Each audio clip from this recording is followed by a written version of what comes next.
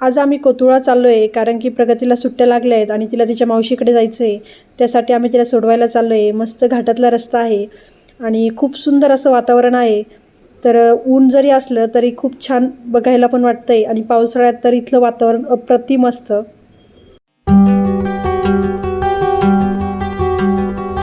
तर आम्ही आता कोतुळा पोचलो आहेत.